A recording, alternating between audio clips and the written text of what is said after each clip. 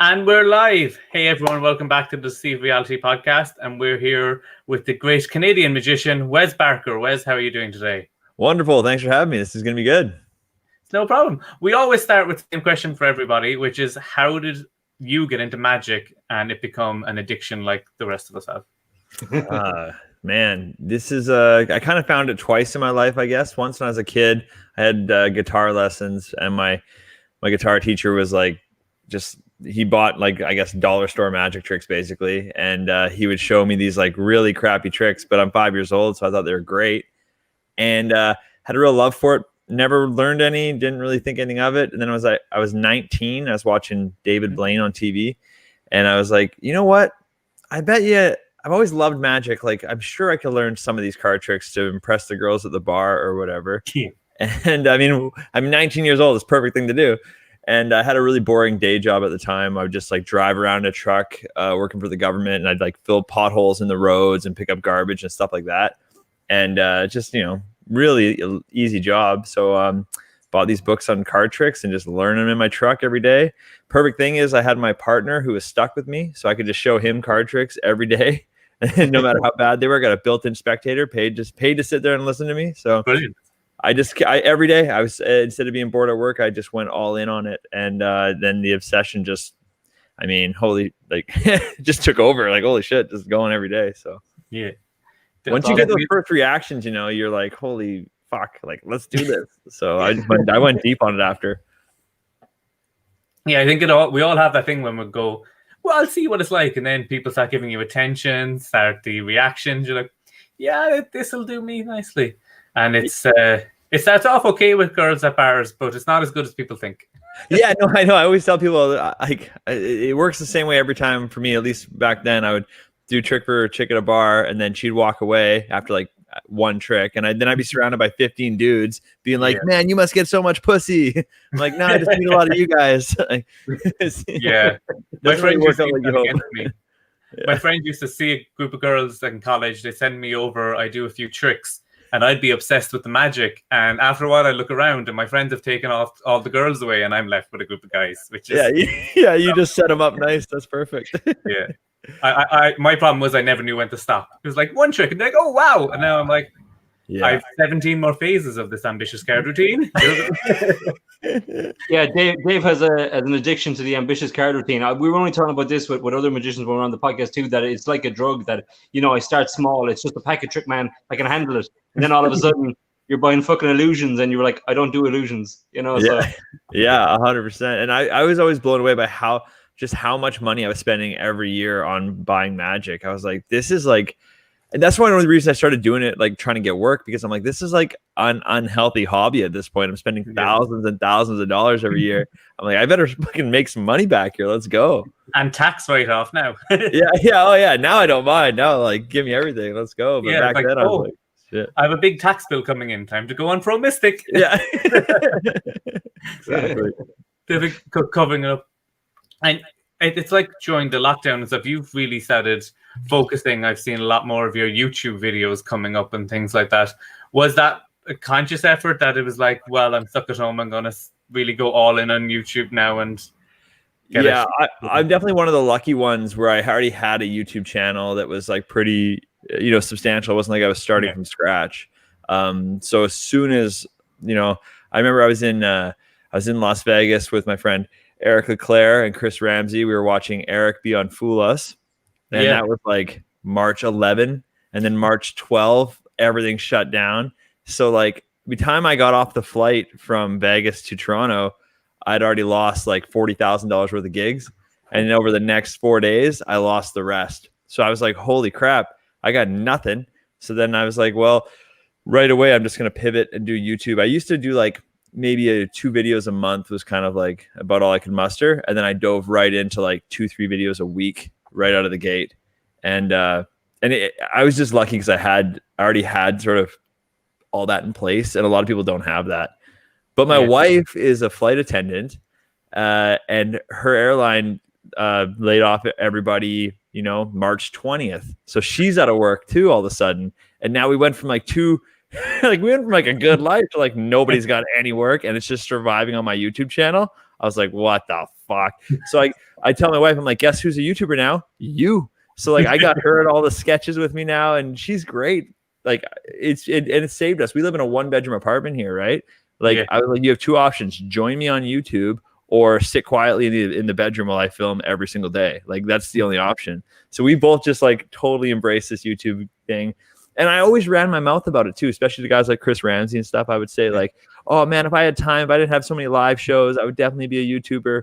Well, now it's like, put your money where your mouth is. You got all the time in the world. Let's go. But it's not easy. I mean, as sure as you guys know, it's not easy making content all the time and trying to find out, like, you're like, I know it's good. How come people aren't seeing it? Why aren't they watching it? So yeah, but I'm all about YouTube now for sure. This is literally why this is a live podcast, because editing is the bane of my life.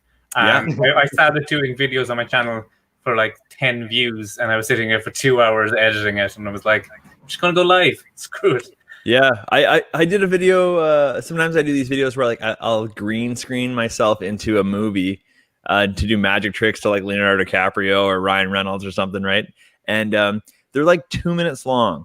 Okay, but with all the green screen work and matching everything and all this horse shit, I spent today 5 hours editing a 1 minute 45-second clip trying to get it to look right. And that's going to earn me probably $10 on YouTube if I'm lucky. And it's like, what the hell? Like, yeah, just go live. Let's.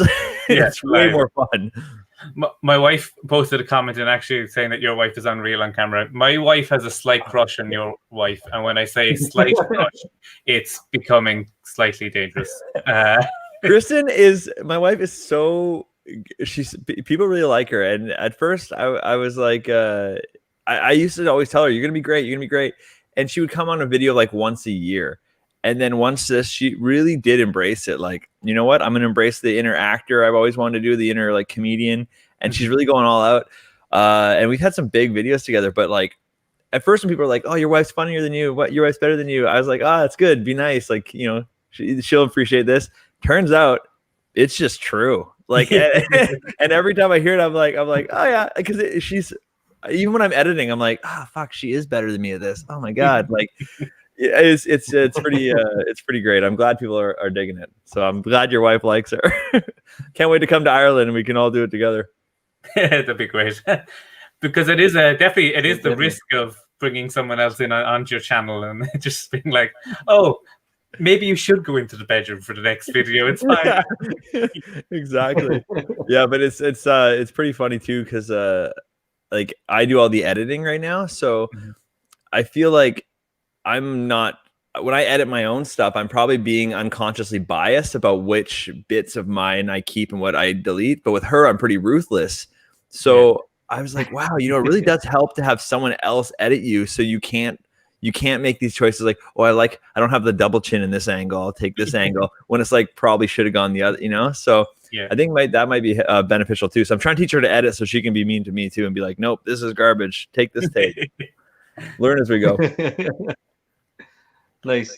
No, the videos are great. I was watching some of them there the other day, just when you said you were going to come on the podcast, and I was watching some extra ones. You know, the one with the bulb was really funny. We were trying to not smash the bulb by dropping it. That was hilarious. Yeah. Oh man, those were like my favorite ones because I was like looking up like little party tricks and weird stuff online, and I'm like, let's try these. And some of them worked great, and some of them just fucking disastrous, or like we didn't really read it well enough. And oh my God, it's so fun. Yeah, I'm glad you watched that one. I forgot because we haven't done those in a while, but I really like, man, that's crazy. We've only been 8 months in this COVID thing, and I'm like, because I made so many more videos lately, I even forgot what we've been doing. I used to be able to tell you every video I ever made on YouTube, and now there's been so many that I'm like always like, oh yeah, that one. We're like that with the podcast too. I'm like, do you remember such and such said something, and it was an early podcast, and then Dave like, oh yeah, we did interview, you know, and then your mind goes a blank. Yeah, absolutely. What sort of stuff when you're doing it? Like you've got all the different types of videos, like the ones with your wife, and you've got the ones where you're watching TV and movie magic and trying to see how it's done. What's your like favorite one to actually do? My favorite ones are the ones I really can't do right now, which is where I started my YouTube channel, and that was like going out and pranking people or doing magic to people. You know, like that kind of thing was always what my YouTube channel was intended to be. And I really like those ones the best. But because that wasn't the option, I was like, hey, I need to do something else. So we started doing sketches on my channel because I didn't know where to do magic at that point. Yeah. And so I really fell in love with the sketches because I always wanted to write. I mean, I was always sort of writing sketches and whatever, but I just never really knew how to do them. So that felt good. But I got to be honest, like even though I'm just doing basically like a reacting to videos or whatever, watching like Now You See Me or something and reacting, I'm not a big reacting to video guy. Like I don't watch reacting to videos, but it feels so good to do anything magic related now. You know what I mean? Yeah, so I never thought I'd be like watching a movie and explaining magic tricks because to me that just seems like it didn't really do it for me. But now because I'm just so starved for magic, I'm like, fuck yeah, let's go. I'll watch. I'm like, send me anything. I've probably done 10 of those now because I'm just like, yeah, I can talk about magic. Great. If there's people listening, even better. Let's go. And of course, like. I like anything that gets views too, right? It kind of makes you feel like it was worth it. So when those ones get views, I'm like, you know what? Fuck it. Let's go. I tried doing the whole reacting thing. I think my wife recorded one of me reacting to one of the Star Wars trailers, and it was just me being like, yeah, that was really good. Yeah.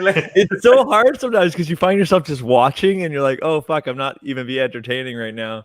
Yeah, I'm like, I need to like go mad. I'm like, whoa, oh, what? No. Yeah. I think he is very disingenuous. Yeah, it's hard to be. That's why it's like, it's best to like, if you have a few surprise clips in there that you didn't know were going to be in there or something. So a lot of times what I'll do is I'll download like a bunch of different clips, like 50 clips from stuff that I know will be interesting. And then I'll select them at random and drop them into my timeline that I'm going to watch.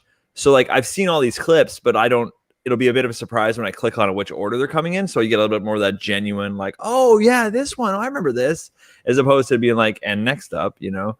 So that's kind of how I've been doing it to make it a bit more interesting. But I think, I don't know. I remember I did a reacting to one time where I was watching Chris Ramsey react to another magician. I did like an Inception. I took one of his reacting to videos, magician watching a magician. So now it's a magician watching a magician watch a magician.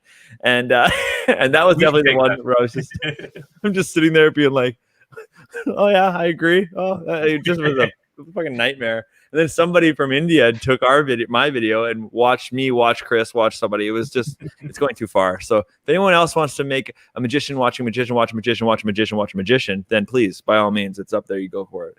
Yeah. We need to get to 100. 100 magicians reacting for this one thing. The audio, I'm sure. The image would be so small. There'll just be a load of people talking over each other as everybody's reacting. That's for sure. Oh my God.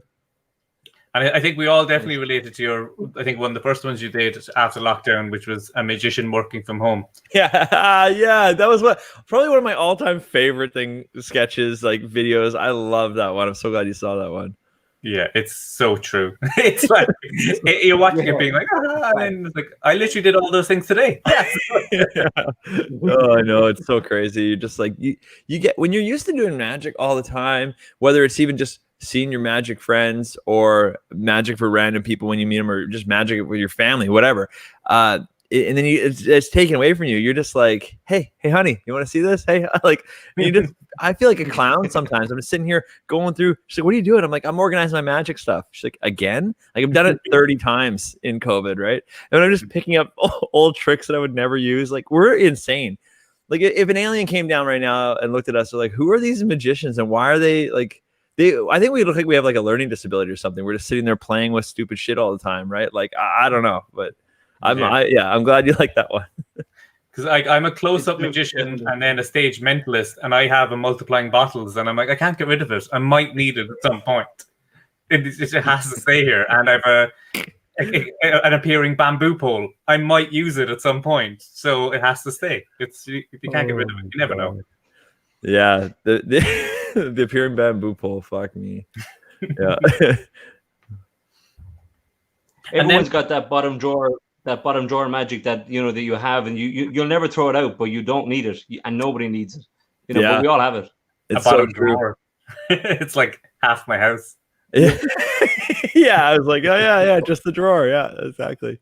No, it's amazing the stuff you keep kicking around. Like I just looked at something the other day, and I'm like, some old lock or whatever. I don't even know what the effect is. And I have this like lock. I look at the price tag, it's like $250. I was like, oh my God. Like I spent money on this. Clearly I thought it would matter, and it's never been used. And I put it right back in the thing. I said, one day, I don't even know what it does. I have no idea. Like it's so weird. And that's a giveaway coming up on the channel. Yeah. Turns out it might just be a regular lock. I have no idea. Yeah. Have you guys been doing virtual shows and stuff? You tried any of that? It's pretty interesting. I've done a few. Yeah. It's a weird I've kind of been like thinking when I do them, I'm like, it's kind of neat. I kind of sort of get to back up and do some of the tricks I might do on stage.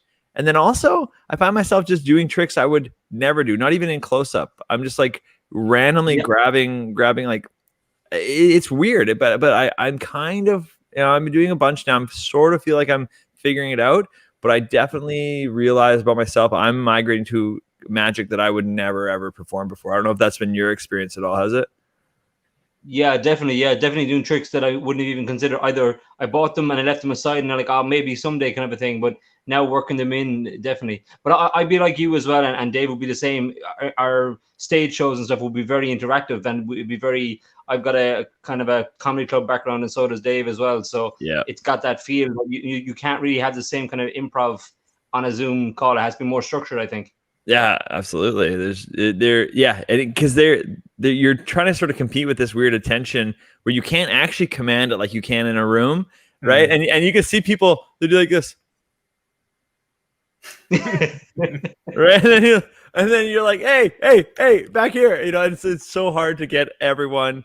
But a great tip I picked up from my buddy Eric Leclerc was he just makes up what's happening in the other screens of the people, right? He's like, oh, wow, they're going nuts over here. And he just like makes up audience members that don't exist, right?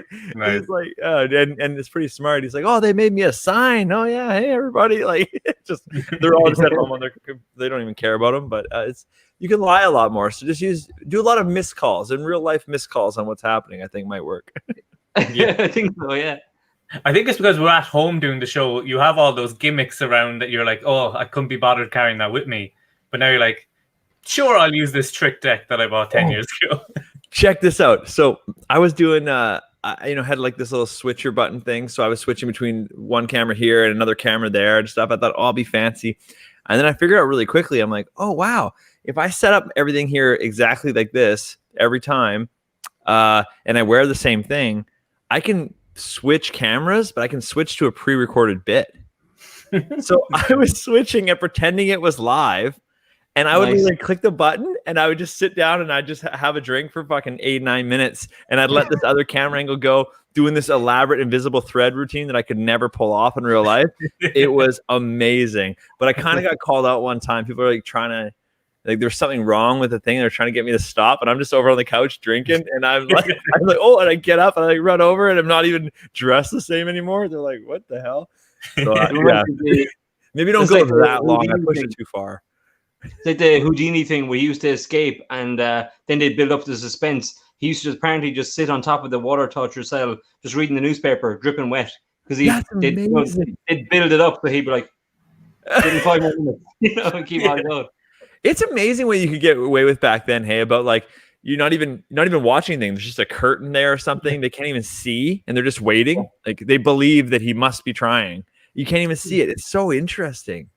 You could do that now in a Zoom show. You could put on a handcuff and then you'd be like, I'm getting out of them. I swear to God, I'm getting out of them. Yeah, I can't let you see the secrets. So good. Pull the curtain across. We'll be back. And then just go hang out for 20 minutes. And then back. Go drink. That's great. Oh. Thanks. So good. I was doing $2,000. Thank you so much. I was doing some cool stuff. I was at my buddy Chris Ramsey's house and I was doing a Zoom show there. And we were doing a really neat thing with me and him. We were like forcing an object, right? No problem. But then, so we'd like force like a diamond or whatever. And then I had this tennis ball and I was just tossing the tennis ball. And at one point he would just catch the tennis ball and drop the diamond because it's just going out of frame. And I'm like, wow, we got to start playing around with more stuff. Because the people were losing their minds. As far as they think, there's no one else around me. They don't know Chris is like right over the camera doing like that. Man, that kind of stuff is like, people's faces were just like, just shock. And I was like, it seems so dumb to me. Like it's not a method you could use in real life, but it works. Yeah. I don't know. That camera change thing would actually work great for some sort of confabulation as well. It's like, and Oh, now we missed the yeah. trick routine. Write out the prediction. Thanks so much. And Yeah. it's in the envelope that's been on display. That's clever. Didn't think of that. Yeah. That's going to be €200 on. You'd be like this. You'd be like, what was that you said? Yeah, exactly. Oh, Spade, you're cheers, man. You're drinking too. I like it. Cheers. Good to see you. David, You're not in. You're not in. I let you have whiskey over there as well, which is just the worst. Do you always I was like, first I was thinking to drink on this, and I thought, oh, it's later there. It's only 3:00 here, but it's like 8:00 where you guys are at, so it makes sense. Definitely. Yeah. That's awesome. Whereabouts are you guys located in Ireland? I'm in Limerick, so kind of the Midland kind of thing. Yeah, right on. And you, I'm in Cork, then right at the very, very south. Yeah. Oh wow, right on. So how do you guys know each other then? How does this come about? Just well, in I think like 2008, there was a David Stone masterclass day in Cork that's me and Steve were at, and we met at that. So hell yeah, the beginning of it. David Stone, man, that guy, one of like the first like influential people. Like I can't remember what DVD I bought, but like I still do my sponge balls based off of how he does his. I still do my card to mouth based off of how he does his. Like he was like he inspired, like he unlocked a whole part of my brain about how to do magic close up style that I'll always be forever grateful to that guy. Yeah, he's cool. He's a master at what he does, definitely, you know. But how the podcast came about was purely out of boredom. Myself and Dave, we were talking about it, and we started just randomly like picking. We were on a Zoom call together talking about magic, and like you said, just trying to talk about, trying to keep the interest going. And we started just like pulling out cards. I'm like, what card am I holding? And we did this for ages. And Dave's wife Hillary is way better. She's way more psychic than Dave, even though Dave's a mentalist. But we were doing this back and forth for ages. And then he was like, maybe we should do these live and people could join in and we could just have the crack and just chat to people. And I was like, nobody's going to watch and nobody's going to want to come on and, all this kind of stuff. And then we started reaching out to people, and we got Michael and Mara and Sean Farquhar really early. And that gathered momentum, and there we were. That's one unique thing about the pandemic, at least, that people, like, no one's busy. You know what I mean? Like if there was ever a time, like Sean is such a nice guy. I've known Sean for so many years. He's such a nice guy that he would always make time to help anybody. You could be like, hey, I have one listener, and he'd be like, I'll be there. He's a beauty of a dude. But anyone right now, I mean, you could call up Denzel Washington, Tom Hanks right now, and they're not doing anything, right? So if you ever had a chance of getting anybody, like, they're like, yeah, I guess. So it's kind of a nice weird thing like that. All you gotta do is ask people, and I mean, I love it. I think it's great, and I've done 3 podcasts this week, which normally I'd be like, yeah, too busy, I'm gonna be on the road, whatever. And now it's just like, okay, like I almost was late for this one just because I didn't come from over there fast enough. You know what I mean? Like I was just 30 feet away, and I almost didn't make it here in time. Like, how bad is that? But it's a new life. The commute is killer at the moment. The commute is just, it's too much. Yeah, for sure. I need to get like one of those stair lifts put into my house so I can just sit on a chair, and that will help me get places, because it's very difficult. I love it. What is your background there, Dave? What's going on? What is behind you? I don't understand what that is. It's a fireplace with a Moroccan-y style thing, and then I thought it was like stained glass or like a wine cellar. I didn't know what it was. Okay. Yeah, and then on the other side there's a picture of Harley Quinn with Batman tied up. Perfect. Yeah, good choice. It's a balance between me and my wife. You seem to have a lot of Irish stuff I've seen in your videos. Like, big fan. Rugby jersey and I went to Ireland the first time when I can't remember. I think I was 25 or something. And I've probably been to 30 countries in my life. And that was the only one where I stood at the airport wondering, should I leave or not? Like I almost didn't come home. Like I just had the best time. And it's so weird that I was just like, I have this weird, just crazy love for it. We were actually, my wife and I were supposed to go there this last May, but then I don't remember what happened. Some got in the way. But I don't know if you guys know who Bo Kramer is. You know who he is? Anyways, he's an Australian guy. He lives in Ireland now. And I was going there to, we're gonna go see him. And then Kristen's never been to Ireland, so we're just gonna go check it out because I'm so just love it. And didn't work out. So as soon as the pandemic's over, that's one of our first stops. But yeah, man. So I'm always Irish whiskey, Irish rugby jerseys. Like, I don't know. I just love it. Nice. The rugby ones. What drink? Is it Jameson? Sorry? Is it Jameson you drink? Well, yeah, a lot of times. Right now, I'm drinking this thing called Proper 12. I don't know where it's from, but yeah, it's got that. And then I have two more Irish whiskeys over there. So yeah. Nice. Come on. It's the right stuff to have. Yeah, I think so. I think so. And definitely the rugby jersey is the way to go as well. Yeah, I appreciate that. I can't remember where I got that. I don't think I got it on my trip. I think someone gave it to me, but yeah, I'm a big fan. It's better than my wife's saying that she got it for me, so that makes sense. David's wife's a big fan of you on YouTube. We're supposed to be talking about me, but we're just talking about you and my YouTube channel. And she has also helped me make cocktails. That's great. That's awesome. Oh, so good. So let's jump our back to is better than our soccer team though, because they had a competition for the best goal of like the last bit of like a competition. They had the best goal, and we've only scored one goal from open play and the rest penalties, and it was like a deflection, and like it wasn't a great. It was absolutely awful. So like, vote for your favorite goal. Like, Okay. Yeah, that's like the you're the best magician I've ever seen. Have you ever seen any other ones? No, I've never ever seen anyone. I've only ever seen you. Yeah, oh, that's what I. You know what? I'll take it though. When someone imagine that like you're the worst magician I've ever seen. You're like, you made a choice there. You've only ever seen me, and you said the same best. You said worst, so I'll take it. I'll take it. How did the Penn and Teller Fulas come about? How did you just want to get on the show, or? Yeah, that is I don't even know where I don't even know where the trophy is actually anymore. Yeah, it's just conveniently placed. Proudly displayed. Yeah, that show, well, because they did the first ever season was in the UK, I guess. And I remember watching it, and I was a magician doing it sort of on the side at the time. Maybe I was full time, I can't remember, but I was like, oh man, I would love to go on that show. I got a great trick for it. Because I just come up with this trick about ripping a phone book in half and stabbing it with one of the pages with a sword.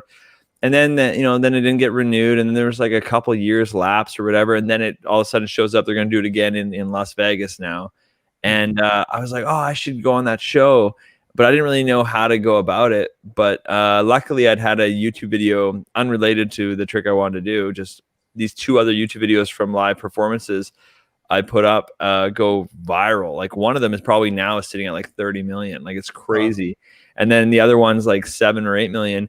And just because I had two magic videos kind of pop off like that, I got hit up from everybody. Like there's a show called Wizard Wars that went for one season. Yeah. Mm-hmm. And they asked me to be on that. And then Fool Us, America's Got Talent, and another show on like MTV or something in the States. And I did 4 major shows in like 10 months. And the Fool Us one was the only one that I was remotely interested in. And I was like, I cannot believe you guys are talking to me right now, because I have the perfect trick. I'm like, I thought of it like, years ago. And when I saw the first, I knew it'd be perfect. It's like, it's such a big, messy trick. It's so fun. It's not going to fool them, but it doesn't matter. The crowd's going to love it. It's just chaos. And you don't have anything like it. And they're like, no, we don't want that trick at all.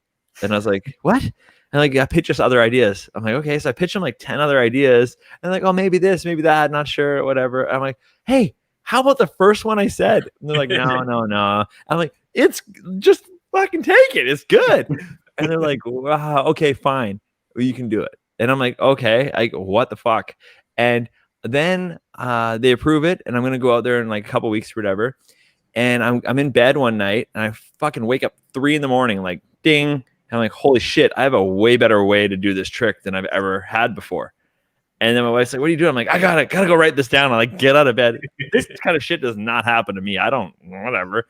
I'm like, if I wake up and think I have a good idea, I just have to convince myself it's not that good and then go back to sleep. That's normally how I do it, right? With this one, I get out of bed and I go and I fucking make this thing and I go back to bed. My wife's like, what's up? I'm like, I got a great idea. I think I'm actually going to fool them now. And I just went to sleep. It was insane. And then I get down to Fool Us, and you got to run the routine for back then it was Johnny Thompson and Michael Close were the consultants. You got to do the whole thing, and they just sort of watch you do it and make sure they know what's up. So I do the routine. They're like, oh yeah, that'll be fun. The crowd's gonna like it. I'm like, good. That's all I'm here for. Don't care.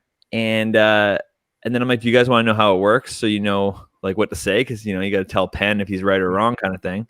And they're like, oh yeah, no, we know how it works. It's just a force and whatever. And I'm like, yeah, it's not a force. And Michael Close is like, what? And I like dig through the pile of shrapnel I've put out in this thing, you know, all this paper, 3,000 pages, rip up 2 phone books every time. It's just a mess, right? I dig through it, I'll find the gimmick, and I show him. I'm like, it works like this. I put that there like this, and it's not a force, free choice. It's a miscall. And he was like, what? And he's like, oh, fuck, you're going to fool them. And I was like, really? He's like, 100%. They're never going to guess this. I'm like, oh, my God. And then I start getting excited. And then I start getting really nervous. So the next day I'm supposed to film, and I go drinking with my brother in the morning. We're in Vegas. My brother's never been to Vegas. He just turned 30. So I flew him out to Vegas. I said, we're going to party because I'm going to fool these idiots. Let's go. And then I'm like, oh, it's going to be all tonight. So we're sitting by the pool at like, 10 in the morning, drinking mojitos, and we're crushing mojitos. At like 2 p.m., he's like, hey, man, you film in a few hours. I think you better like take a nap. I was like, I think you're right. I'm like, just like, oh my God, I fucked everything up. I'm trying to sleep so hard. And I finally, catch a few Z's, and then I get up and go, and I'm still pretty drunk. So I get down to the place you're supposed to shoot that on stage and stuff. And I go up to the production team, and I'm like, hey, I think I better go last. Like there's like 12 guys that got to film. I think I better go number 12. And they're like, well, what? I'm like, because it's so messy. There's so many pages you got to pick up afterwards. It's going to slow it down. Just put me at the end.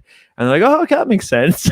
They put me at the end. But I'm just like, okay, sleep for an hour, drink coffee for an hour, then perform. And it worked. I don't recommend this, but it worked. So then I go out there and the rest is history. I end up fooling them, which I didn't, I wouldn't have fooled them because Penn's so smart. They're both so smart, but like, as smart as Penn is, he should have just stopped talking at one point. Like he said, I walk out there, I do my trick, and then he's like, oh, it's just a force. I said, it's not a force. And then he's like, oh, okay, well, if it's not a force, then at some point you got to peak, which, yeah. And then I was going to be like, yep, great. Thanks for having me. But he's like, you took a peek, and then you have an index back there. And I was like, oh, they missed the miscall. And I'm like, you should have stopped talking, Penn. Because I was like, actually, there's no index. And he's like, no index. And then he just started focusing on this index. Oh my God, it was crazy. So when you watch it back, you ever watch my performance back, you'll see when he like tells me like that I fooled them, I am genuinely surprised by this. Even though Michael Close said I was going to, it's just because he just should have said one sentence less, and I would have been like, yeah, you guys win. So I like look over at my brother in the audience, and him and I are both surprised that this went as well. Because 6 hours ago it was about to go off the rails in a bad way. So yeah, it went good. And then this, what is it, 5 years ago I probably did Penn Teller Fool Us. So then my buddy Eric Leclerc is going to did it this year, and I was one who came up with the idea for his trick, not the method. He's a genius. He came up with his own method, but I had this idea of him jumping into a huge cardboard box full of like those packing peanuts, right? Those styrofoam peanut things. And I just had an image of him just diving in there. To me, that was just too funny. So I'm like, you figure out the trick, but I love this. So then he figures out this beautiful method, and we go down there, and he ends up fooling them. And he says to me after, he's like, hey, Wes, we're both never going to do this trick again. I'm never going to do it because who's going to carry around a huge box full of packing peanuts? And you're never going to do your trick again because phone books don't even exist. And the ones that do are like this big. They're not interesting to see anyone rip them. He's like, we should just put up how we fooled Penn and Teller on YouTube. Just it'd be a clickbaity video. People would probably watch it. And who cares who learns it because we're not going to use it. It doesn't matter. And I was like, that's a fun idea. So we're a bit apprehensive. So we both make the videos and we put them up, and both got over 1 million views. It was crazy on these like how we fool Penn and Teller things. And I was still a bit nervous about the idea. And I post it, I go to bed, and the next morning I wake up and I get 2 messages in my DMs. The first one's from Andy Nyman, and I've never spoken to Andy Nyman before. And he's like, Wes, I just watched your Fool Us an explanation. Absolutely brilliant. Loved all the logic. The miscall of the page completely caught me. Well done. And I was like, wow, like fucking huge respect for Andy Nyman. Yeah. And I never met the guy, and he just sent me that. I'm like, oh, I feel a little bit better. Next message is from Darren Brown. Hey, Just wanted to say how utterly delicious your trick is, especially the missed call.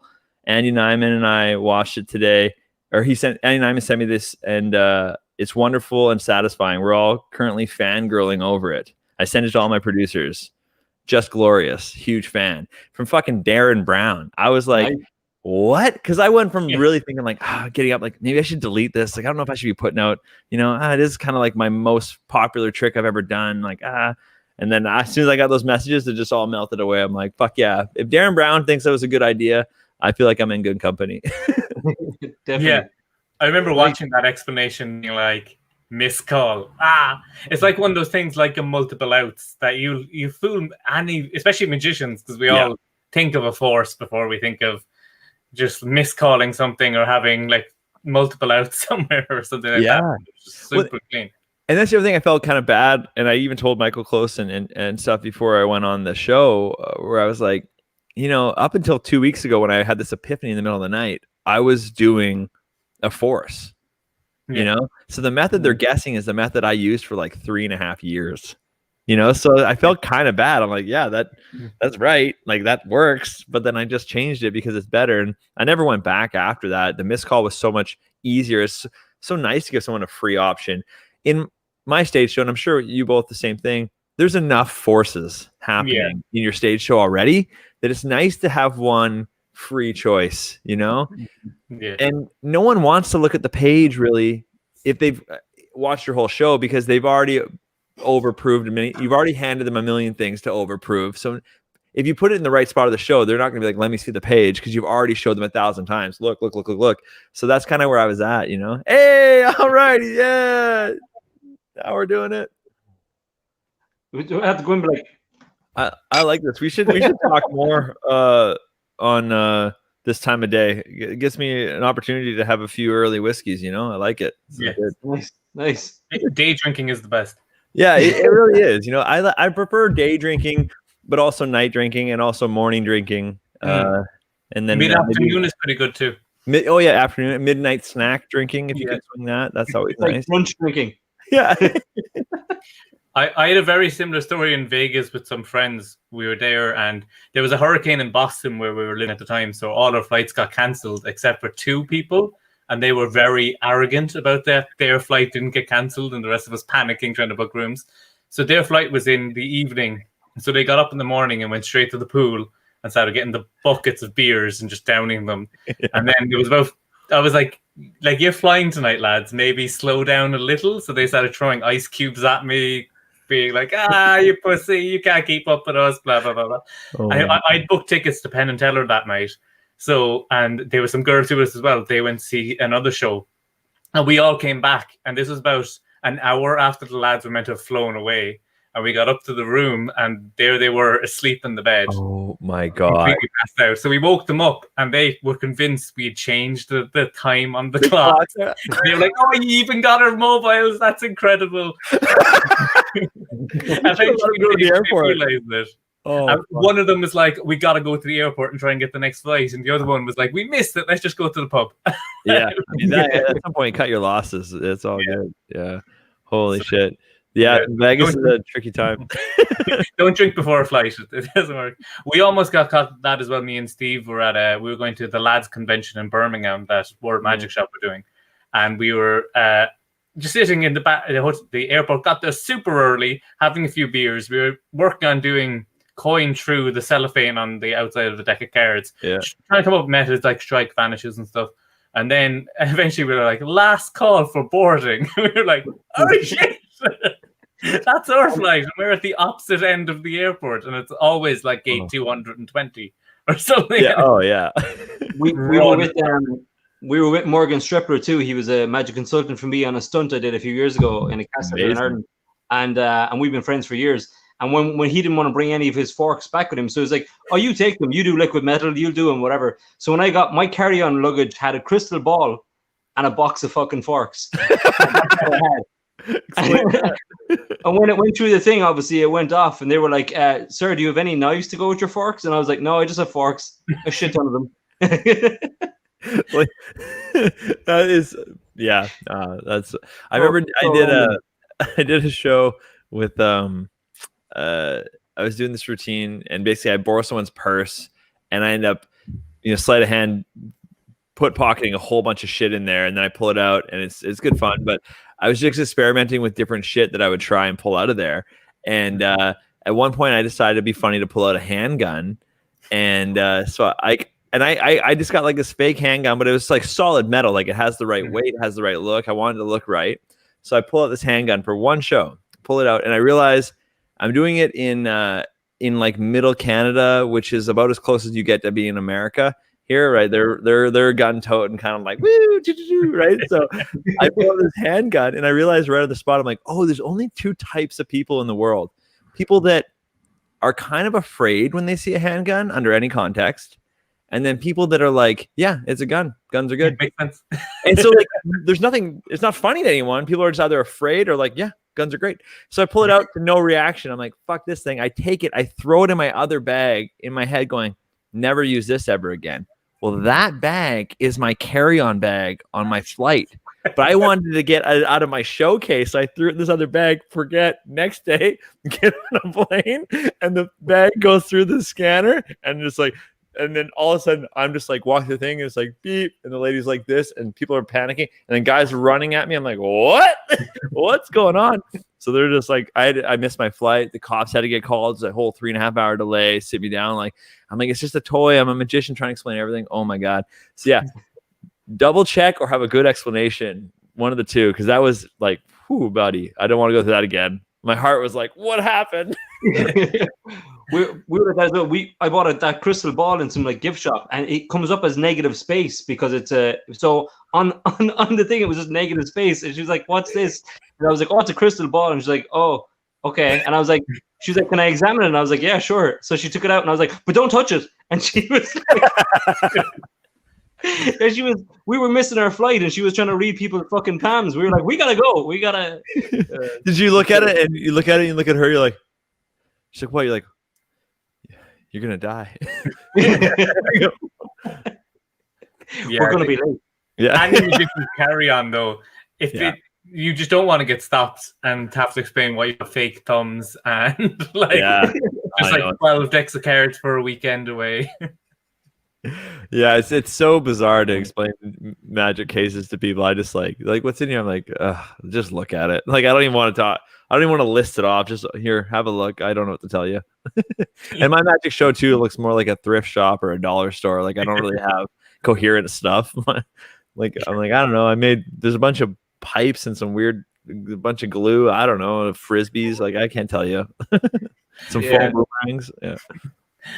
That'll be interesting if you ever get like a tax audit and they're like, you wrote off pipes, and you're like, I actually used them in the trade. I always wonder that. I'm like, I got videos to prove everything, man. Like I really, I needed 3,000 feet of I don't know, cellophane. Like I don't even know. It's so bizarre, man. It's being a magician is like, I feel like I could write off anything at all. Like, and you can't question me. Like, yeah, I need monster truck tires. I need them. Yeah, it's for a magic trick. You don't know. Like, I tried. It didn't work. Yeah, that's just it. It's like, yeah, this is R&D, man. I got to figure it out. It doesn't work. I'm going through all this right now because I actually have a new TV show coming out in the new year, and we don't know exactly when it's going to air, and I don't even know. It's an American channel called True TV.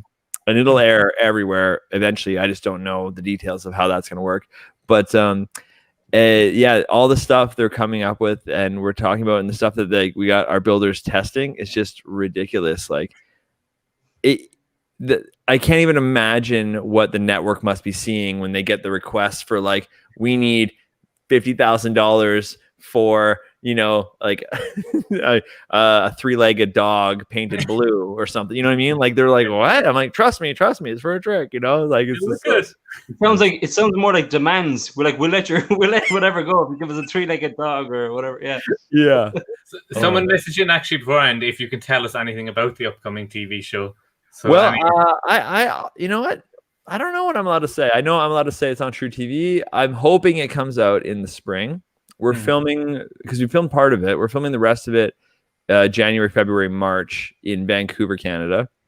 because that's sort of the least COVID-y place that is still a city in North America. Yeah.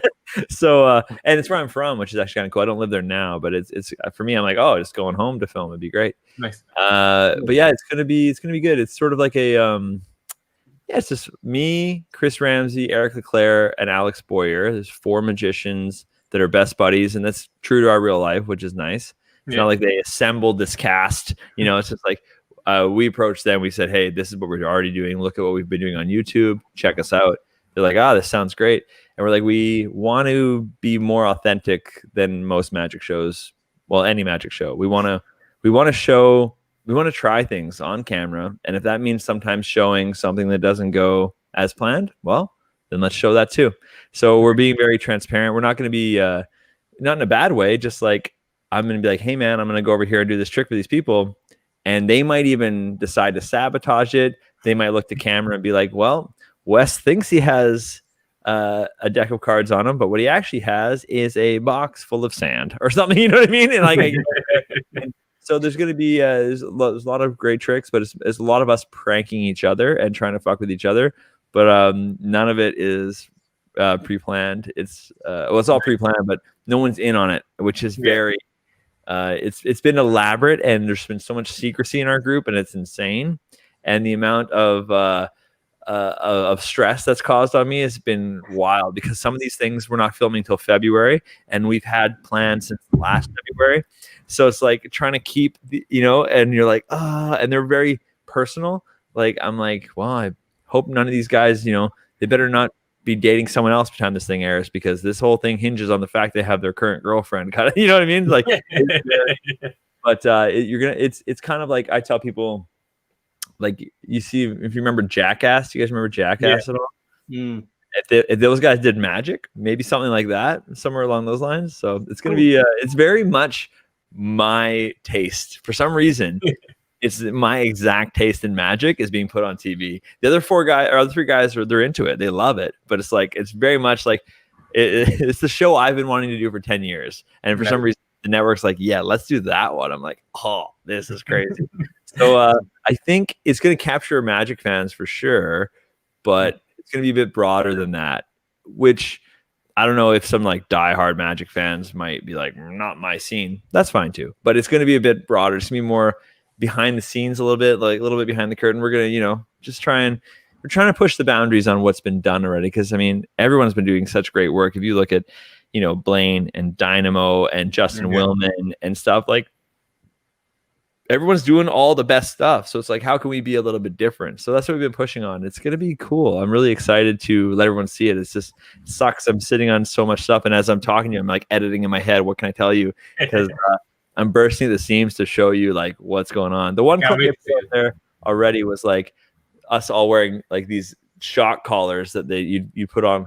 Well, like a bad pet owner would put on a pet, right? Like, and we just, we're standing behind the monitors, just watching their guy perform and just zapping him, and and it's crazy because I had to go first, and we said like, no one tests this. Don't let the prop guys test this. Don't let anyone. I want to see those shock collars in the package when they come to me, and we're gonna test them for the first time on camera, because that's how authentic we want the show to be. Yeah. So I put it on there, and you can see me walking around, and I'm like, I'm trying to be cool because I'm on camera, but I'm also like so nervous, like how. And I'm telling the guys, I'm like, hey man, start me at a 3, and they're like, fuck like right to a 10, right? They don't care, and then like I just couldn't. Dude, it was so stressful, and it hurt so bad. And people were like, oh, he's on the ground. I'm like, yeah, it puts you on the ground. Our camera guy was like, oh, that doesn't seem so bad. I put on the camera guy for a second, and I'm like, here, try it. And he was just like, you can't help. It's pretty. It's amazing that they sold those to go on dogs, is what I'm trying to say. Yeah. It's pretty fucking incredible. Crazy. Yeah. I don't even have a dog, but I'm like, yeah, I don't think that's the way. Yeah, it sounds good. It sounds awesome. Cheers. Sounds good. I appreciate that. Yeah, I'm excited for it. Thank you. Yes, I do think there's a weird sense of humor in magic that is, it's like it's shared among magicians. I think Burt Wonderstone is a great example of that, because magicians love that movie, and I've shown it to some non-magic friends, and they just don't get it at all. Yeah, it's not as funny, is it? It's amazing that it went like such blockbuster cast and everything, because a lot of it is like, wow, that's so good for magicians. We laughing so hard, and they're like, oh yeah, it's funny. Like, Yeah, I guess. it's so funny. Like, that's a perfect Chris Angel. Look at him go. Like it's The holding on to his pee for as long as he can was just. Oh man. The other one that did in the UK, Magicians, I think it was called, and if you watch that, you know every type of character in it. You've met them at a magic convention. They're the creepy guy sitting in the corner. You've met them all. You know, they're right there. I love it. Yeah, who's leading the charge over that way right now? Who's like the kind of guy to watch at this moment? Well, it's like Keith is like the big guy on TV in Ireland still. Yeah, that's right. Okay, yeah. And then Dynamo is pretty big. Wait, isn't he old as hell now? How old's Keith now? Isn't he getting on years? He needs to be replaced, doesn't he? Yeah, we're working on it. Like, I got two guys right here who could probably do it. I don't know. Yeah. Well, I went to see his last show and I was like, shit, he's still pretty fucking good.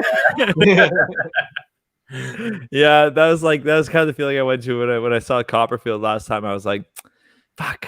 I'm like, you're supposed to be old and kind of done, but some of the shit's pretty good, dude. So yeah, people hang on. That's great. Yeah, well, we went to see Darren as well. I was like, oh, we go see Dan Brown, and then afterwards I was like, I'm throwing out my show. It's gone. Yeah. Finished. I know people like, yeah, they always ask me, hey, you want to go, like, because he came to New York, like, you want to go see Darren's show? I'm like, yes. And then when it came down to it, I kept making excuses not to go, but it's because I wanted to remain confident in what I'm doing and just feel good about myself. So I should have. We actually got to meet him, luckily enough, after the gig in Cork, when he was down doing his that show, the last tour, and I had just we were in a bar and we were chatting to him or whatever, and it was right after the show. It was like a bar off the theater, and I had just done a blindfold drive, and one of his stagehands had heard about it, but he didn't know it was me. So it was a weird kind of mutual thing about talking about the show. But Dave, we were talking to now, he was a parking cone while I was doing a drive. So he had to stand. We switched out a cone in an opposite place, and Dave had to stand where the cone was. Funny shit. But that's amazing. Were you doing that? I love the way Darren was just like kind of like, oh, so you were a cone. Great. You know what I'm saying? Yeah, we had like an obstacle course set up where he had to like zigzag through cones, and then we had the spectator in the car pick whichever cone they wanted. We replaced it, and then I went in and I had a T-shirt on with trainee cone written on the back of it, and I just stood there. And in rehearsals, he missed me by like 3 feet, but then of course in front of a live crowd, it was like, yeah, you want to go? How? So was this just for live crowd, or was it filmed for something, or? Yeah, it was a live crowd. It was a part of a vintage rally thing. So I was driving like an old sports car. But how come it didn't end up on YouTube or something? Like, why can't? Oh, it's on. There's a link on YouTube. There's one on. Oh, really? Oh, I would watch this for sure. That's amazing. Yeah. I'll send you a link. Please do. Oh, that's great. Hell yeah. And between that and the last big thing we did was Steve rang me saying, I've agreed to get blown up in a caravan by people up in Northern Ireland. How do I get out? I was like, and I was told on the day, I was standing like about 20 feet away from the caravan, and I was told, like it's a small explosion. I almost lost my eyebrows. The thing, like, it was like you felt it in your chest. It was like dynamite went off. It was oh my God, I love it. Anything like that makes me very happy. I think it's like kind of stupid, I mean, done smartly, but kind of stupid. I'm like, okay. They're like, oh, there's 1 in 500 chance you're gonna fucking be maimed. I'm like, that's pretty good odds. I'm in. Let's go. I agree to these things late at night. And actually, that when that thing came about, I put up an Instagram post because I'm known in Ireland as Ireland's Houdini, as an escape artist. Nice. And I put up a post saying, challenge me. If you've got a challenge me. But this company took me up on it, and they made a call out video and put it on my Facebook, and they were like, we want you to come to Northern Ireland and blah blah blah. And I was like, shit. I knew I shouldn't have put up that post. That's fucking awesome. Yeah. Oh my God. I didn't know they knew how to. Yeah, that's that's wild, man. That's good for you. I'm blown away by that kind of thing, because like never done any. I got at least one coming up in this new TV show, but I've never really done any big stunts in that kind of vibe before. Like nothing more than just the crane straight jacket escape back when I was starting out and stuff like that. Nothing. So I'm pretty excited to do, get like, I don't know, let's bury me alive. Let's go with the explosives. Let's try it out. So I might be hitting up for some pointers. The one thing to do though, if you have a friend who's an escape artist and they ask you to call over to their house to help, I drove up to Limerick. He opened the door and there was just handcuffs and chain all over the floor. And I was like, why have you invited me up here? Because yeah, you're like, yeah, I'm not saying no. I'm just saying why. Like, I just want to know. Yeah. I'm in. Yeah. As long as it wasn't plastic laid out on all the furniture first. It was gonna be like a murder scene. I'm here for magic or sex, but I don't want to die. That's the only thing. Exactly. Like, those are the options. Oh, so good. It's funny though you mentioned like Jackass and that kind of thing, because the rivalry that happened between Johnny Knoxville and Bam after the show went crazy. So you're gonna have to watch which guy takes it personally. Well, I mean, I wonder who it's gonna be. I have a couple ideas. I have some early hints. No, we've been friends for so long. I mean, I guess they had been too, but I don't know. Our friendship's very interesting, and we try and we've even like made some real concessions, like some things that I think about the show, and I'm sure they all feel the same. We're making some decisions that I'd be like, I would never do that. I would never do that. But it means so much to somebody else. I'm like, sure. And I'm sure they're the same way with me, which there's no one really pushing their agenda. It's all very collaborative. And it is probably, my taste isn't perfect. So I'm very aware of that. But I don't know which part of my taste isn't perfect. If I did, I'd fix it. You know what I mean? Yeah. So I'm always trying to be like, okay, well, not all my opinions are right. I don't know which ones are wrong. So I'm going to assume that this one, here you go. And hopefully we don't have any fallout. But I mean, I think that's from every band, every collaborative group, like everything. Who knows? So hopefully we can hang on. Hopefully it gets to a point where we do have these kinds of problems. So it's only season one right now. Exactly. When you're 4 or 5 movies in, like Jackass, then you can have your rivalry. Yeah, exactly. Who's going to be the Justin Timberlake who breaks out in his own and oh fuck, who knows? I'm that's the other thing too. It's like I'm like, we're 4 white guys. You know, I'm like, how did we get even approved for this right now? Like, it seems like the world was not going to let this happen. It's just like, and me and Eric Leclerc, I'm like so glad you have glasses and a little bit of a beard, because asking 2 people randomly to describe the difference between me and at least like Chris Ramsey, you're like, oh, hey, tall guy, beard, lots of tattoos. Alex, he's slightly darker. He's got darker everything. He dresses like a rock star. He's a bit easier to describe. Me and Eric are just like these like average height dudes that are just white. They're not in shape. They're not in shape. They're just average. Like, we're so down the middle. I'm like, we got to be different between you and me, man. So he's like, I'll wear my glasses. I'm like, that'll do it. There's going to be face paint or some shit by the time you go on air. Yeah. Oh yeah, for sure. You don't want to get caught up in some sort of crime and they're like, can you describe the individual? Yeah. Well, maybe I do. I don't know. It depends on how much money's at the end. You'd be like, he looks just like me, but it's Eric Leclerc. He did it. Eric Leclerc. Yeah. Chris always says whenever people are like, oh yeah, how do I describe Wes? I'm like, hey, okay, picture a white guy. Yep, that's him. That's the guy. Yeah, no, right. That's the guy. Yeah, don't change anything. Nice. Oh, that's great. I think you guys got a good podcast here, man. I mean, I know we haven't really talked about anything substantial. That's kind of the point. Talking bullshit. That's my favorite kind. That's how the ones I know, the ones that are always like send me these questions beforehand, and I'm like, okay, let's go, like whatever. And this is way more fun, man. You start in a spot and you just sort of chat away. It's the way to go. Yeah. But someone sent me one today. Steve, you sent me one today about the craziest road stories or whatever. It's called The Good, the Bad, and the Ugly. Okay, so this is something you guys segue into at some point. I wasn't sure I don't know how long we're going to talk for. I was just wondering if that was the thing or not. I wasn't sure if you made me think about something and then not even going to do it. I wasn't sure if it was a little prank you're playing on me. I see. No, we have a bit where we ask the person to go over a story where something, basically a disaster performance situation. So even the little guys like us can know that the gods fail on occasion. Yeah, well, it was funny when I read that. I'm like, oh, I have a few stories that I sort of go to, and I'm trying to think. It is because my worst performance is easy, but it is not about anything failing. It's just about how bad I am. Like nothing went wrong except for me. So I think that's probably the one I want to go with here because it's the one that haunts my dreams. So like in Canada, I do a lot of college shows. I do a lot of comedy clubs, a lot of corporate events, and a lot of my own just theater shows. All those audiences, the college club or comedy clubs, colleges, and my theater shows are the same demographic. The corporate events, they're a little bit older, maybe on average, but also in Canada, I'm well known enough that they're booking me on purpose. So I miss out on a lot of corporate events because they're like, yeah, we want to get like a regular magician, not Wes Barker. Cool. So I'm very sort of honed in on who my audience is. But then I got booked for a cruise ship. And it was so bad that I would say, I can't remember what the final number was, but something near like 200 people walked out of my show.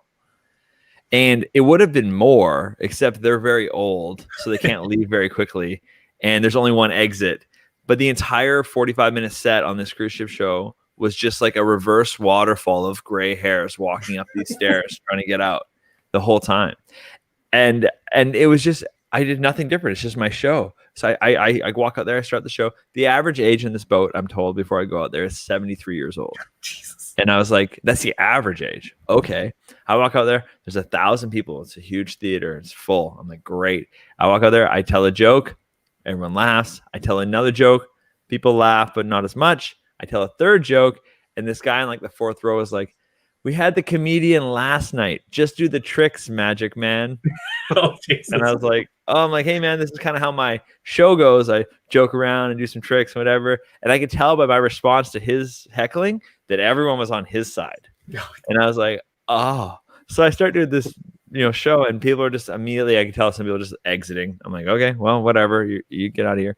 And I bring a lady on stage. No one wants to come on stage in these cruise ships. They're all just old. They just want to sit back. They just want to watch the magic happen. Like, they were like, bring me Xavier Mortimer, bring me Shin Lim. Do not bring me on stage, right? So I was like, oh, fuck, what am I going to do? And I only brought just enough magic. I don't know what the hell I'm doing. So every trick, I'm bringing people on stage, and they're reluctantly coming up. I bring a lady on stage, and I'm like, can I borrow some money? I'm like, oh, no one carries money on a fucking cruise ship. They just don't. They wear little bracelets that beep everywhere. I'm like, oh, that's just stupid. I got this lady on stage. I finally do a trick with her. I ask her to, oh yeah, thank you very much. She's old as hell. She goes to walk off. She falls down the stairs.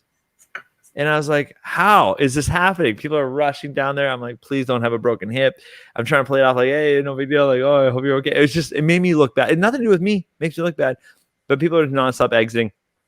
I had one guy in the front row that I'm like locked onto. His name's Greg. And I'm like, Greg, it's you and me. He's 88. He's got an oxygen tank. Okay. He can't go anywhere. He got there really early because they had to bring him in special because he needs extra assistance to sit down there. So I'm like, Greg cannot leave physically. He can't. He had to come early because he can't leave. So he's watching the show. So I just keep talking. I'm like, fuck it. This show's for Greg. So I'm just all into Greg. He's my guy. Talking to him, pick a card, all this stuff, whatever. There's like 3 minutes left. I turn around to do something. I come back and I see Greg's up and he's walking with this Greg and this oxygen tank up the stairs. And I'm like, Greg, no, there's 3 minutes left. And he's like, I don't got time for this. Sorry, he says. And he just walks away. And I get it. He's old. He's going to die soon. He's got to go. He wants to die somewhere else. I get it. But like, holy fuck. So I walk off stage to like, golf claps, whatever, whoever's left. And mad rush for the exit. I go backstage. The guy that booked me comes flying around the thing. He's like, what the fuck was that? He's like, I've been doing this booking acts here for 25 goddamn years. That's the worst fucking act I've ever seen. And I was like, well, hey, man, you fucking looked at all of my promo material. There's hundreds of videos of me. You didn't send me one fucking video of the audience. Okay. So I think this is on you, not me, you fucking idiot. And then we part ways. He storms off. I'm going to pick up all my shit on stage. And the sound guy comes over. He's like, hey, man, don't worry about him. Like, we actually did have a worse guy one time.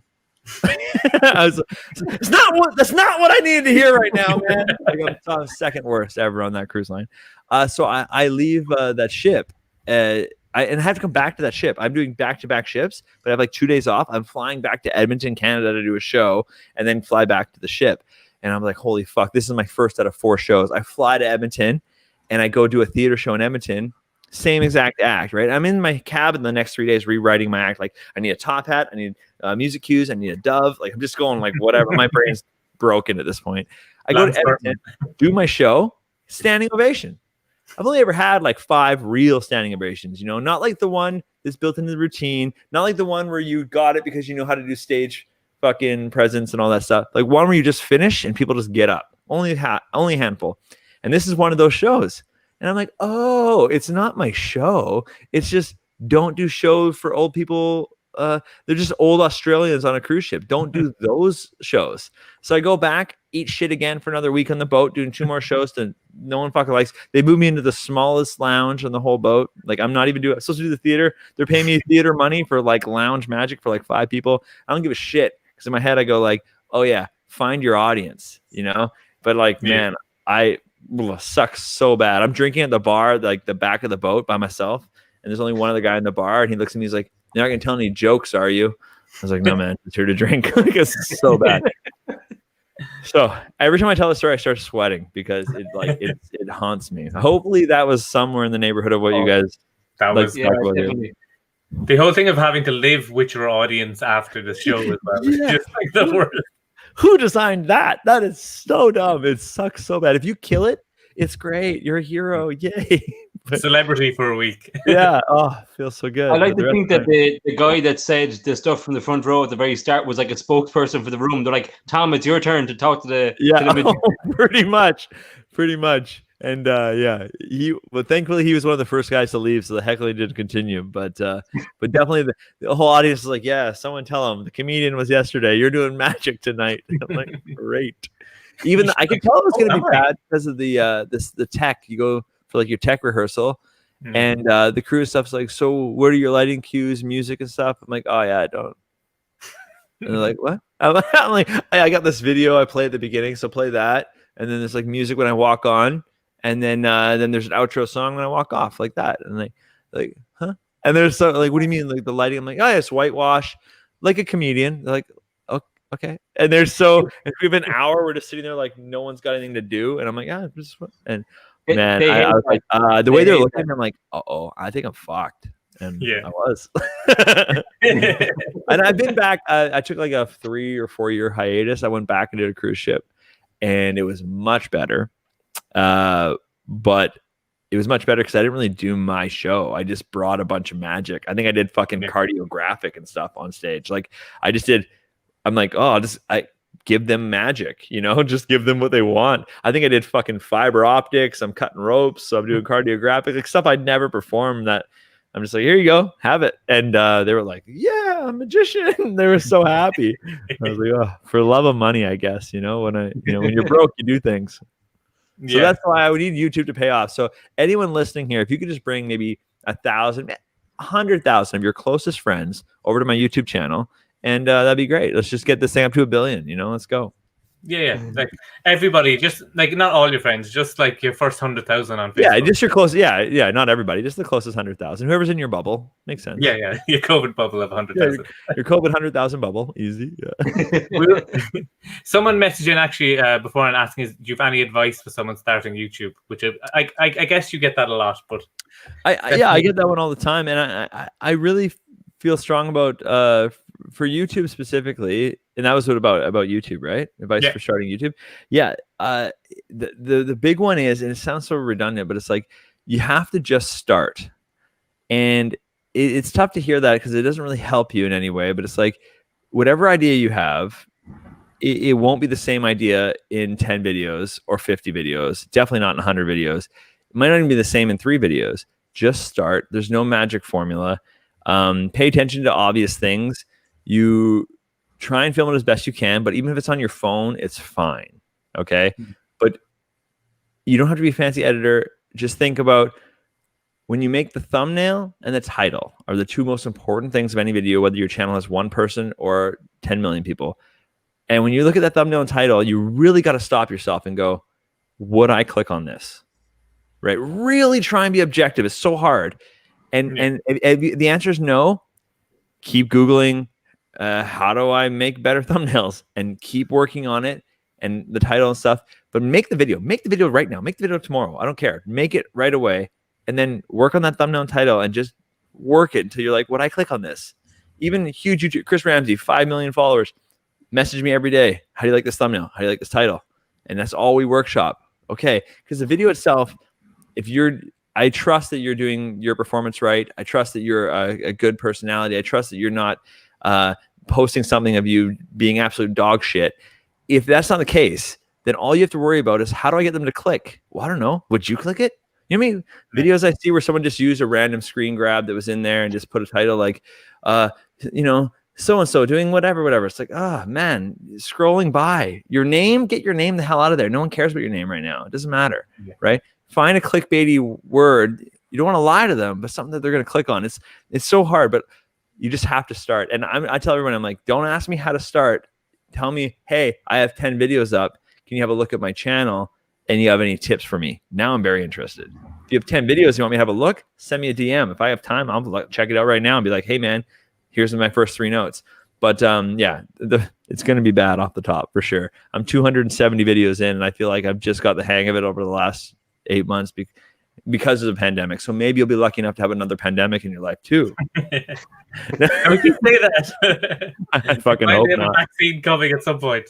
I know. God damn it. Oh, COVID. But yeah, that's my main advice. I know, sorry, it's maybe not what people want to hear, but that's like, I think the one. Magicians want method. Like, I know. Step 1, step 2, step 3. There's my YouTube trophy. Like.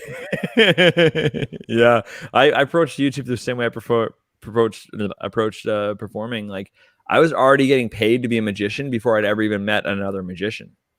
Yeah. Like, I didn't have any magic friends. I didn't have a magic group. Saw David Blaine, bought 3 books, found Penguin Magic, bought some DVDs, started getting paid. About 2 years in, year and a half into making money on the side, doing the part-time gig, I was randomly street performing. This magician walks by and he's like, oh, me and my friends meet on Wednesdays. And then I had a magician crew. But the amount of methods I had ass backwards, doing wrong handlings, I'd misread, misunderstood. I didn't even know what a fucking thumb tip was. I was taking the money, I was folding up the bill, and I was sticking it in my watch strap, Joshua J style. Like, it was crazy what I was trying to get away with. So that's why I approached YouTube too. I'm like, well, I'll just do it and then figure it out as I go. And I swear, man, it's way better than sitting around being like, I've had this idea for years and I've never really got it off the ground. I don't know how to start. Yeah. I think it's the same with people who want to do their first like public show. I was one of those people for years. I rewrote my show for about 5 years, and then eventually I just booked a venue. I was like, well, now I have to have a show. Yeah, you're never ready, right? You just keep moving the mark for yourself. So it's you like just run out of time, and that's yeah. And the more you learn, the better you get, the better you want to get, and the more you know. And like, fuck it, let's go right now. Yeah, that's big for me too. I have my show, and then you see somebody else do a trick, and you're like, ooh, I have a good variation of that. So where does that now go in my show? And you're like, I have this show. Nobody's seen it, but I have a show. Well, that's the thing. I had my buddy Matt Johnson, who's on Britain's Got Talent, doing underwater scape and stuff. And before all that, he was like, oh, man, I'm not getting booked. I'm not that popular, whatever. I'm like, well, put your shit out there. He's like, well, I don't want to put it out there. People might steal it. I'm like, well, hey, man, you can't have it both ways, right? Like, fucking put it out there. And there's only 2 types of YouTube videos. This is the best part about YouTube. There's the one type is where everyone watches, and it gets millions of views and it's great and we all love it. Oh, that's what we all want. Great. And the other type is it sucked or just wasn't clickbaity enough and no one watched it. Either way, I mean, that one is a fail, but no one saw it. That by the very definition of a failed YouTube video, no one watched it, which means no one even knows that you had a bad YouTube video.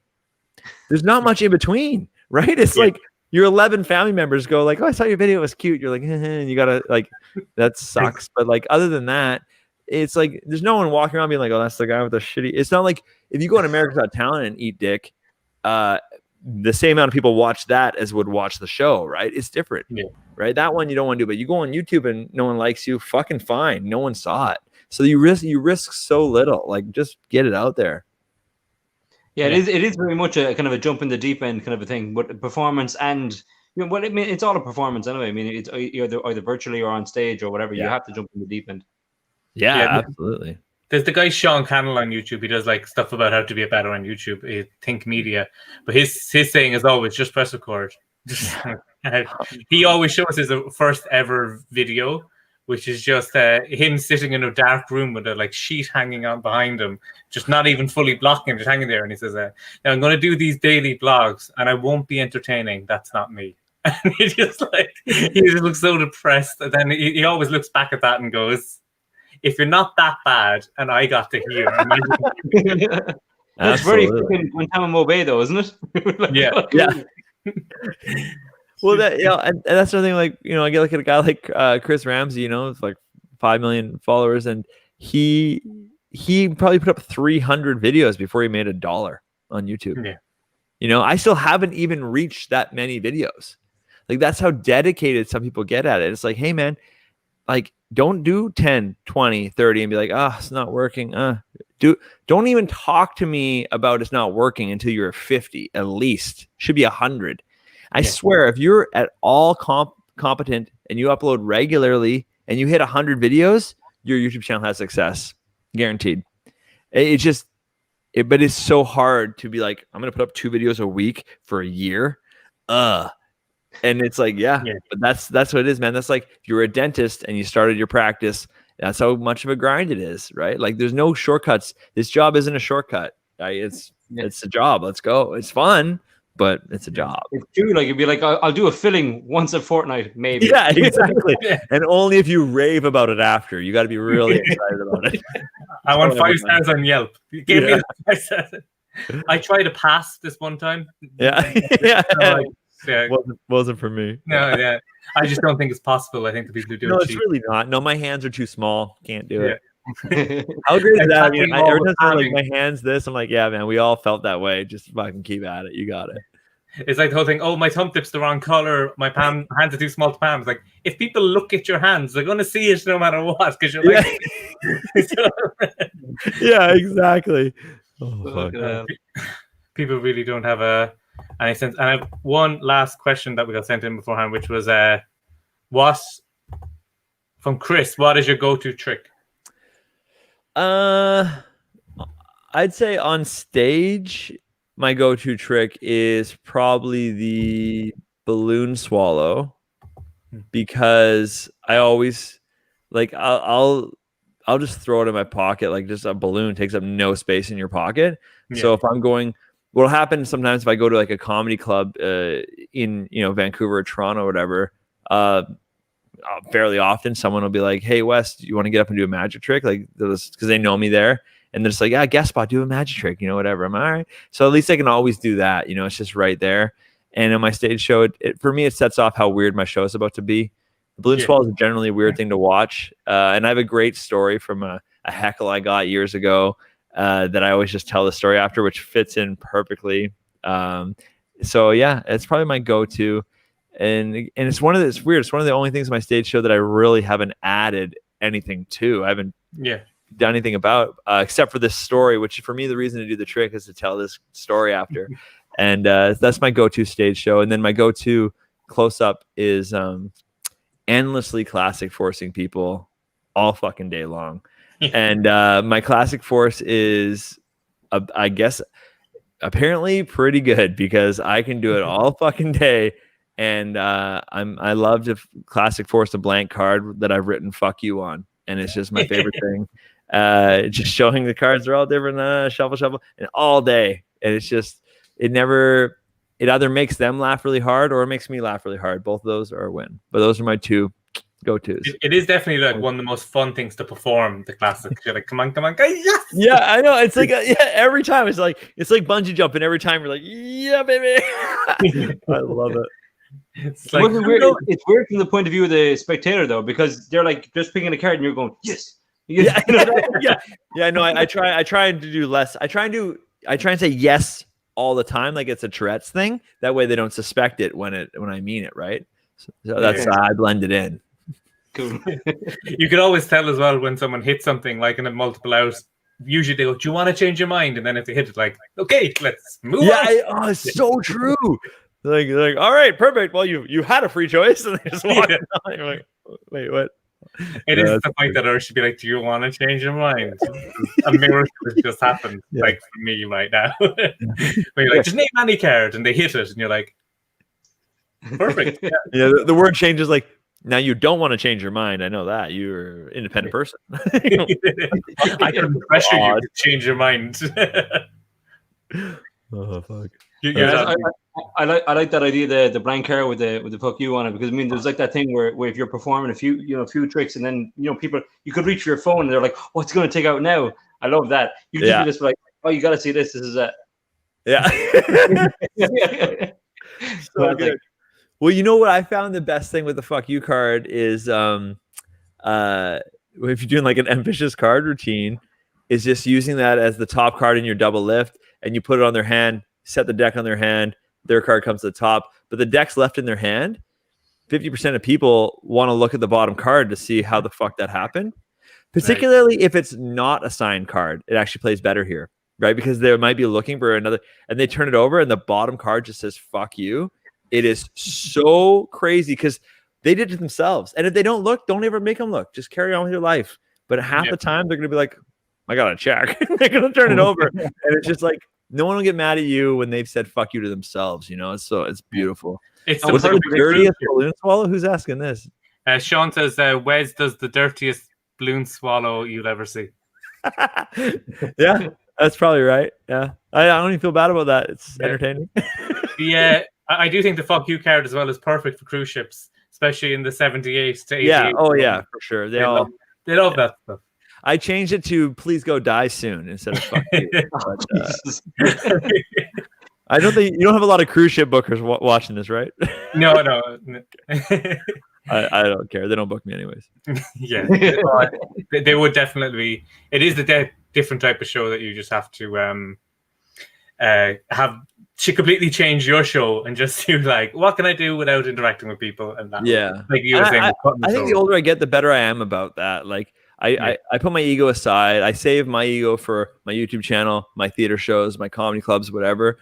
But when I go to a corporate event or a theater or a cruise ship or whatever, I'm like, all right, you guys can have the magic you want. You know, not the magic necessarily that I want to give you, but like I'll do a very good impression of a magician for you guys, you know, and then and people are very happy about that. But if they've specifically come to my show, if anything about my name or something they've seen have drawn them to me, they're gonna get the show I want to give them. But if they just hired some guy out of fucking Google or off a cruise ship roster, I'm like, hey, all right, I'm here to play the game. Oh, look at this! I actually own a suit. Crazy, right? Let's go, right? And then I'm like, hey, show me your hand. The clean one, you know. I'll go there if you want me to. Let's do it. Clear your mind. That was fast. You know, exactly. Sometimes I'll leave a script of all the lines on the deck there so I can read them as I go. You're always gonna laugh. That's what people want. They don't want the tricks. They want those lines on a cruise ship. Yeah, exactly. Well, it's just tough too, especially like I watched Sean Farquhar and I'm like, oh yeah, that's what they had last time they're on the cruise ship, and then they got me this time. I see why it's different for you, and I understand where you're coming from. I would also be shocked.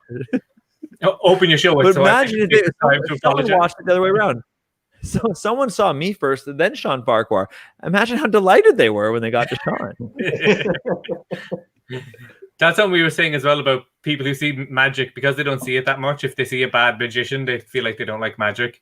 Well, like if they hear a comedian that they don't like, they know they've heard a good joke before and they've heard good music before. But with magic, it's just like, that's it. Absolutely. Yeah. The music thing really resonates too. It's like people be like, they don't go like, I don't like music. Right. Yeah. It's right. Yeah. It's weird. But definitely with magic, they're like, yeah, I don't like. I'm like, okay, well. We talked about that with a few of the magicians that have been on, and it's like if you got a bad magic, we were saying like virtual magic now because people are kind of throwing their hat into the ring and just kind of giving it a go, kind of thing. But it could be the same thing. But like, oh, we had this virtual magician. Fuck me, it's terrible. You know what I mean? People's attitude towards magic will change. Where if you saw a cover band, you wouldn't be like, I'm never listening to Metallica again. You know what I mean? It just it's not. It's so strange. Absolutely, makes no sense. But yeah, it's. And I think virtual is a whole other thing. People are going to go through this whole reconvincing people of just that thing, right? Like about like, no, it's not all virtual shows. All virtual shows don't suck, but you're right. Like, oh man, I feel like my first couple, I might have put some people off. So don't worry. I've been doing the good work the last few dozen here, but the first two, maybe. I went to write my first show and I was like, it's all equivocate. It's just equivocate over and over and over again. Because I was like, oh, I'll do B-wave. That'll be good. Oh, I can do like a 5-object. And I was like, they're both equivocate. And that's equivocate too, just in a different. Oh shit! I need to like actually get rid of some of this shit and just actually go. You should just equivocate a list of tricks, Dave. You're like, you can have this, this, and this, but you can actually have this one. This is the best one, but you can have whichever one you want. Oh, so good. the only way to do it. Awesome. So we're just coming up on nearly an hour and a half there now. So do you have anything you'd like to promote? Tell people where to find you and all that good stuff. Well, my YouTube is my name, Wes Barker. Just type in Wes Barker on YouTube and you're going to find me. And that's where I post most of my stuff that I like. And please keep an eye out for our show, Big Trick Energy is what it's called. So Nice. Yeah, Big Trick Energy, and is coming out in the new year. I would say probably not until the spring, but yeah, spring 2021, we're going to have at least 10 episodes of Fun Time Magic. So I hope to see you guys there. Definitely looking forward to that. And definitely subscribe to Wes. And if you're watching here on YouTube, subscribe. If you're on iTunes, Spotify, follow, whatever. I don't know how they work, but you see that. And something me and Steve have been talking about the last few weeks on our Instagram, if you've been following, is a big announcement that was scheduled for today. So we're going to do that now, which is... He's going to have a sex change. not quite yet. But we've just launched DeceiveReality.com. So that's the website. You can go there to see all the podcasts about us. And we also have signed up to be suppliers with Murphy Magic Supplies. So there is also a new magic store for Ireland because the one in Limerick closed. So now there's a new magic store in Ireland that you can go to. So if you go to DeceiveReality.com, see all the products that are there that we have from Murphy, some downloads and all that good stuff. So definitely check that out and subscribe. And again, I'd just like to say thanks to Wes for joining us and enjoying some day drinking with us. And cheers. Thanks, guys. Thanks, everybody. And we'll see you again. We're back tomorrow.